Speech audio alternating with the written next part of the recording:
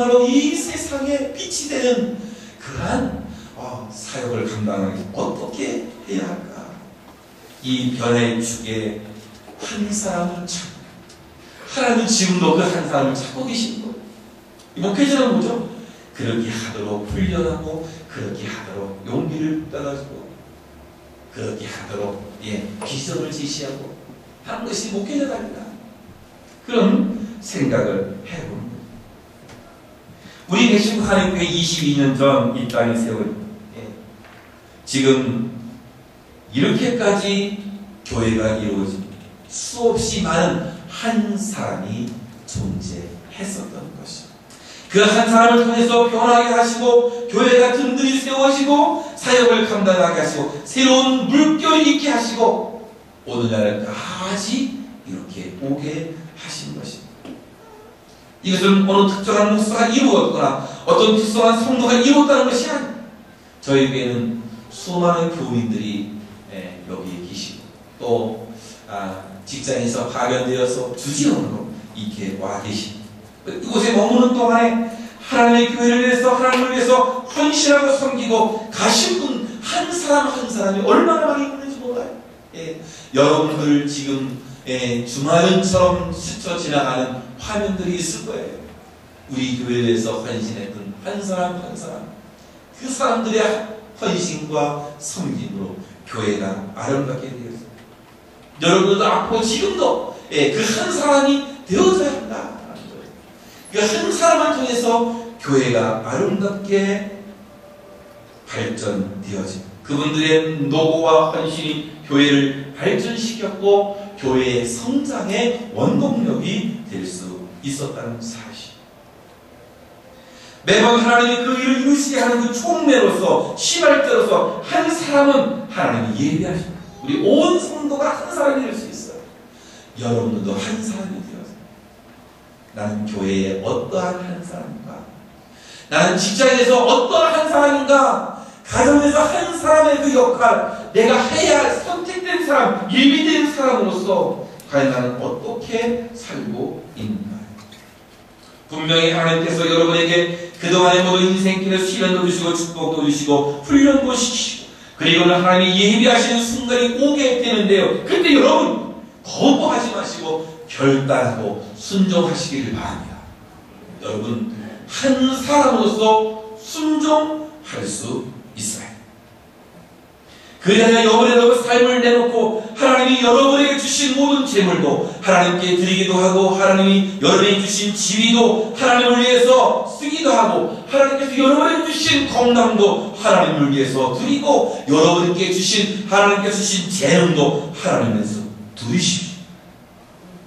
한 사람이 된다는 것이 얼마나 중요한지 모릅니다. 인생 속에서 그것을 찾는 것이 바로 우리의 비전과 꿈이 되어지는 것이고, 그것이 인생의 궁극적인 목적이 되는 것이랍니다. 우리가 다윗을 살펴볼 때 주의할 사항이 있어요.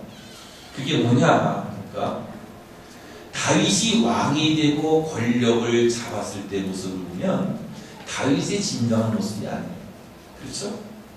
오늘날로 말하면 다윗은 스타 중에 스타예요. 그런데 다윗은 원래부터 그런 사람이 아니었거든요. 그의 외모나 외적인 조건은 별 볼일 없는 사람, 볼품없는 사람이었습니다. 한번 따져볼까요? 그의 집안을 볼까요? 그의 집안의 아버지 이세는 어떤 사람입니까? 평범한 농촌의 늙은이였어요. 농촌의 노인이었단 말이죠. 그 집안은 천대에 받았을 거예요. 왜? 짐작을 해볼 수 있는 것이 마태복음 1장에 족보가 나오잖아요. 예수님의 족보가 나오는데 거기에 다윗의 족보도 곁들여서 나와요. 마태복음 1장을 보면 아브라함과 다윗의 자손 예수 그리스도의 세계라 하면서 살몬은 라합에게서 보아스를 낳고, 보아스는 룻에게서 오벳을 낳고, 오벳은 이새를 낳고, 이새는 다윗 왕을 낳으리라 그랬어요. 족보를 보면요, 여러분 그냥 넘어갈지 모르지만 여기에 여성들이 나오는데요. 지금은 이게 왕의 가문으로서 비로소 메시아의 가문으로서 소개되고 있지만 그 당시는 아니었어요. 왕의 가문도 아무것도 아닌 다윗의 가문이었는데 다윗의 고조 할머니 이거 누구냐? 라합이라는 사람은 누구냐? 여리고의 기생 출신. 여리고의 기생 출신. 그의 고조 할머니가 기생이었어요. 놀라지를 않으십니까? 제가 먼저 있던 교회에서 이분은 머리에 이 포마드를 딱 기름을 딱 발라 올대로 촥 넘기는, 그리고 늘 양복을 그냥 야식하게 촥 입고, 예?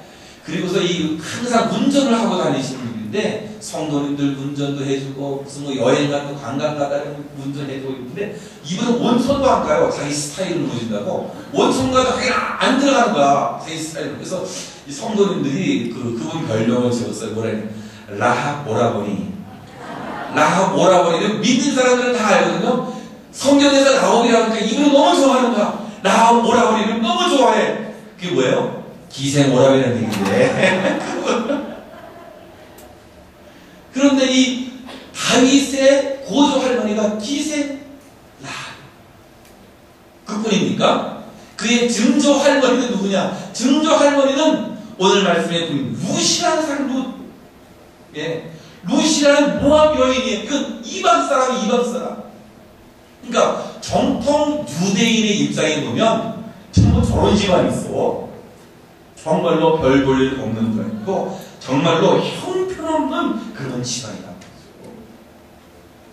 할머니의 기생의 이방인의 이 유대인들이 이방인 보기를 뭐래요? 정말로 더러운 존재로.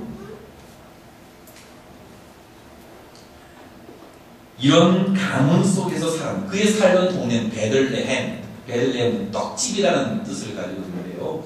베들레헴은 요즘은 예수님이 나신 곳에서 무슨 뭐 관광지가 되어 있고 성지가 되어 있지만 사실 그 당시는요 아주 시골이었어요.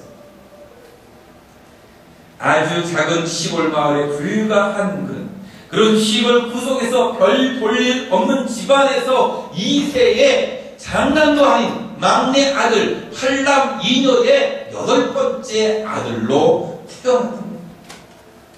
그리고 형들보다 잘났느냐? 잘난 구석도 어디를 가도 주목할 만한 데가 없었는데 그런데 하나님께서 주목하셨다. 하나님이 주목하시니까 그 인생이 새로워지고 그 인생이 새롭게 전개되었군요. 본문을 보면 당시 제사장이었던 또 이 선지자였던 사무엘이 나오지 않습니까? 그는 하나님의 명령을 받아가지고 그 마을을 방문합니다. 하나님께서는 이미 사울 왕을 폐위하기로 그렇게 정하셨어요. 차기 왕을 미리 정해서 기름을 부으라고 지시할 때 구약에서는 직분을 맡길 때에 하나님의 선택의 의미로 이 감람유, 오늘날로 말하면 올리브유를 이렇게 해서 의식을 거행하는. 그래가지고 이 까리반 교회에 가서 유아세례를 줬는데요. 그 유아세례 목사님이 올리브유를 가져와가지고 내 손에 이렇게 바른 그걸로 이렇게 해가서 제가 그렇게 유아세례를 드린 적이 있습니다. 지금도 이 나라에서는요, 이 목사 안수할 때도 이 올리브유를 두고 있어요. 우리 아바파들의 교회를 건축하고 거기에 목사님을 세우고 목사 안수식을 하는데 우리 엑도로 목사님께서 올리브유를 이렇게 부어. 이것은 뭐냐? 하나님께서 택하셨다. 하나님께서 작정하셨다. 그래서 사무엘은 그 명령을 받들고 2세의 아들 중 차기 왕을 세우고자 원했던 것입니다. 그런데 아직 사울왕이 시퍼하게 살아있는데 잘못 걸리면 완전히 어떻게 돼요? 사무엘도 목숨이 날아갈 위기에 처해. 그래서 은밀하게 제사의식을 거행하는 형식을 갖추고 2세의 아들들을 초대하게 됩니다. 그들은 요즘식으로 말하면 목욕 재개하고 제일 좋은 정장에 후드도 그냥 빛나게 광을 내가지고 그리고서 모였어요. 그런데 다윗은 어떻게 됐죠? 다윗은 초청을 받지 못했어요. 초대를 받지 못했어요. 아마 아버지가 아예 제쳐놓은 것이 아닌가. 왜 그랬을까요? 예. 사정이 있겠죠.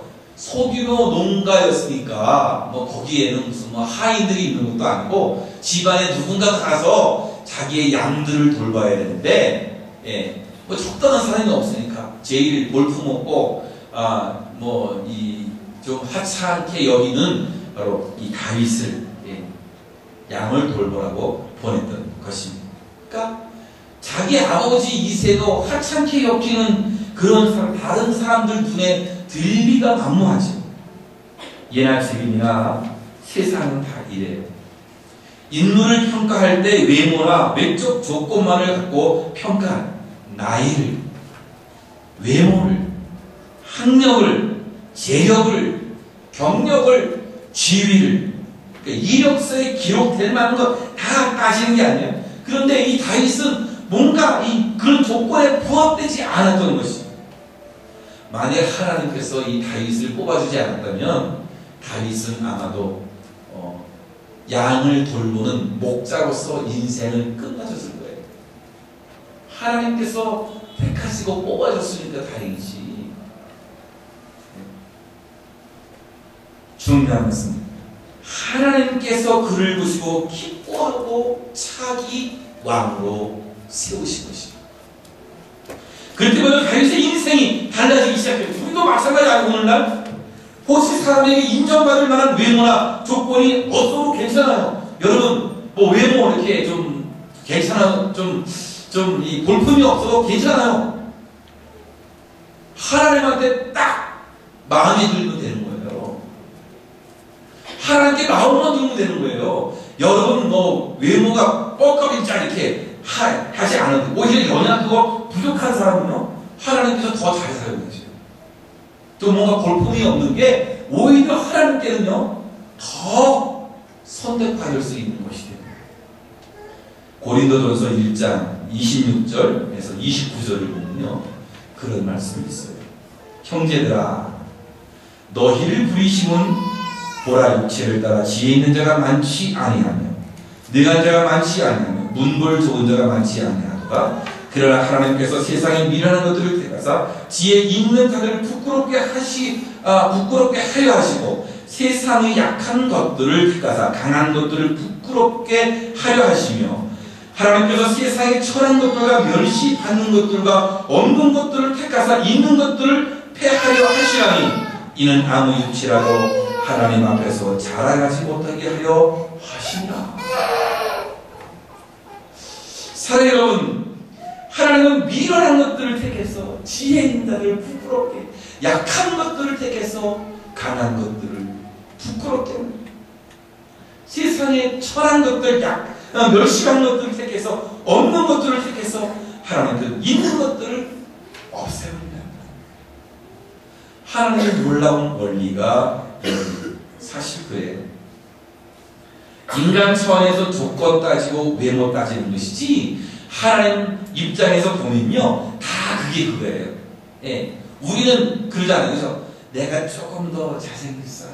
내가 좀 더 있어. 난 좀 더 없어. 우린 따지잖아요. 이렇게. 하나님 앞에서 그냥 다 도토리 키재기요. 여러분 그렇게 잘났다 해도 별로 잘할 게 없는 거예요. 너 뭐 없고 못났다 해도 없는 것도 없고 다